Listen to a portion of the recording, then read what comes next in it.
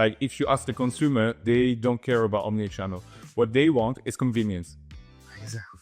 Interoperability and convenience. Those are for me the holy grail. I have three things that I always mention in terms of payment systems overall: interoperability, convenience, and safety. Not security, safety. T for two. Which leads to my questions around cash-heavy economies. And there is a lot of people saying, okay, so if it was a cash-heavy economies, the leapfrog, I mean, they tend to go directly from cash to digital payments, with wallets and M-Pesa and stuff like you just mentioned previously.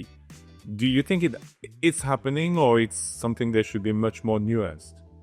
Like this idea of, okay, we don't go from we don't go from cash to card to wallet roughly, but from cash to directly to wallet and super electronic solutions, super app, and all the things that you can hear around. Ooh, that's a hard question. So I'm speaking from my point of view comes from the fact that I really did all those things throughout my career. Yeah.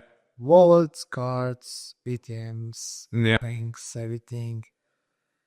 And like you said, I think it's much, much, much more nuanced than it can be a leapfrog from one to another. Yeah. Because I mentioned that you mentioned M-Pesa also. At one point it was really crazy how everybody referenced to M-Pesa as, that's it. That's the next big thing. Everybody will do it.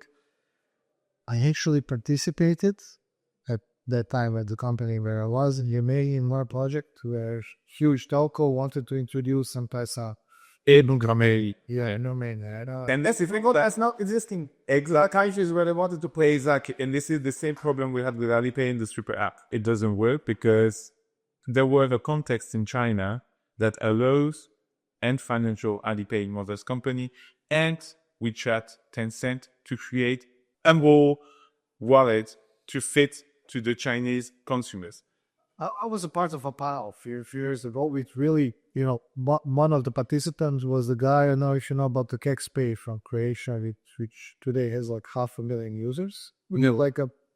It's a peer-to-peer, it's a fintech made by Erste Bank here in Croatia. Okay. And the panel was in a college, one of our most prestigious college for. And he was talking about, Chinese students were like, yeah, this way. I said, okay, I want to tell it now. Be inspired by China. Right. With things they did. If you're talking about payments, WeChat, Alipay. And even fake CDs and that. But you cannot replicate. No. Because we are, China is one country with, they say, everybody must allow for Face ID to be used. That everybody will also be sending here. We could do enough Face ID level 50 million people, 27 countries. I mean, if we can expand to EA, more than 30 different cultures, languages, politics, implies, yeah. So I mean, it's GDP highs, capacities. I mean, whatever you try in that direction, it will fail miserably altogether.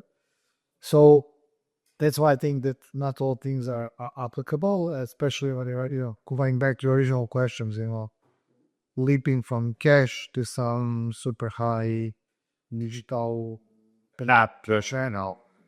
I mean, we talk in the payment industry, especially us who are now closer to the card industry. Yeah.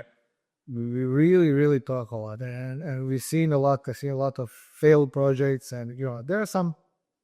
I mean, payment is, and I wrote quite often about it. Payment is the least desirable part of making a purchase. And you remember, I put the post on LinkedIn. We need to work fast so nobody notices us.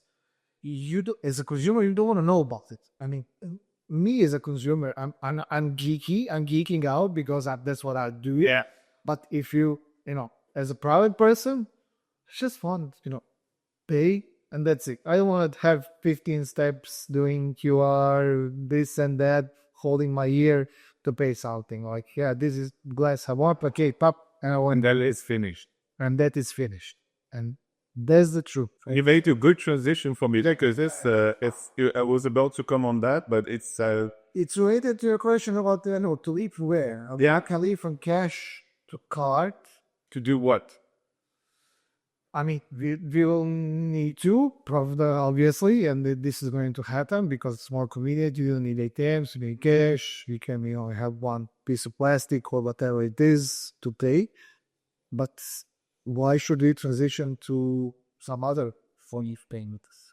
That's the question. And, I like this. I like when you say, because it resonates with what my co-host did say in the previous episode. She said, and because we were talking about omnichannel and I was about to come on there, and she said, people don't care about omnichannel. They really don't care. Yeah. Like, if you ask the consumer, they don't care about omnichannel. What they want is convenience. Exactly. Interoperability and convenience. Those are, for me, the holy grail. I have three things that I always mention in terms of payment systems overall. Interoperability, convenience, and safety. Not security, safety. Yeah. Because this is what you get with current system that you have. So if you take out your card, you are here in Zagreb, you're for France, you go to the restaurant all day. You'll have a very simple. You didn't take about.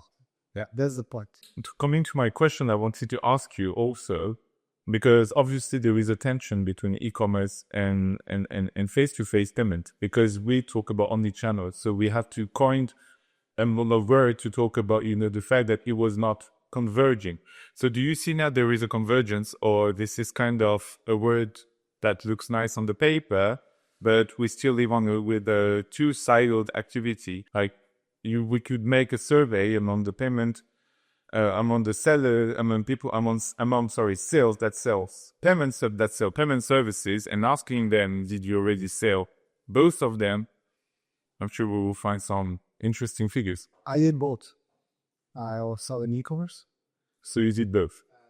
You're an exception, Yeah. So do you feel like there is a convergence or not? Look, there is a huge initiative going on by the schemas, about the network tokenization and everything. When you say people don't care about omnichannel, they care about convenience. Okay. It's gonna stay, I'm gonna write it in gold letters. You sure? I'm gonna credit the person who said this and said, okay, you will get full credit in gold letters. But that's the truth. When we talk about face-to-face payments, you have the speed, which is crucial. You have the reliability. You cannot fail on In face-to-face time. physical payments. Yeah. E-commerce is a bit different. You do have more time, but the friction needs to be okay, it needs to be smooth. It must require much less. It doesn't need to involve your involvement as a customer. Yeah, be able to put it to minimum. Plus, you have the merchant side of that, which is much more. I mean, if you talk about physical payments, you have the device, plug it in, he put it there. Eventually, they have integration with cash register. But all in all, it's a black box for that. Here, it affects the whole customer journey. In e-commerce, it's integrated with web shop. If it's not integrated, they could host a payment page. How does it load? Does it affect the branding? Is it synchronized with the backend? Because when you pay, if I don't have those shoes and you pay for them, then it's a nightmare and all those things. This is why it's... So the sales guy in e-commerce are actually cleverer. That's the guy is face-to-face, because the face-to-face guy sells black boxes, right? I mean, I don't want to go into that part, but there are more nuances in the e-commerce part compared to the physical business, because here it goes to speed and cost at the end. I mean, especially for large volumes, if you give me 0.1, I don't care if the terminal is blue, black, or white. Who cares? Here is a different story. But now with the success of Adyen and Stripe, and because it's on the mouth of everyone, did the banks finally change their mind and decided to go back and says, okay, retail payment is finally interesting for me? This needs to be answered based on which region are you talking about. If you're talking about Croatia and these countries here, we have a specific situation and being transition countries, and here the banks have been sole owner of the acquiring business from the beginning.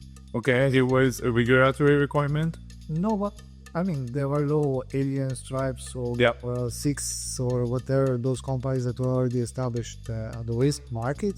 Here, in this part of the world, I mean, they are providing financial services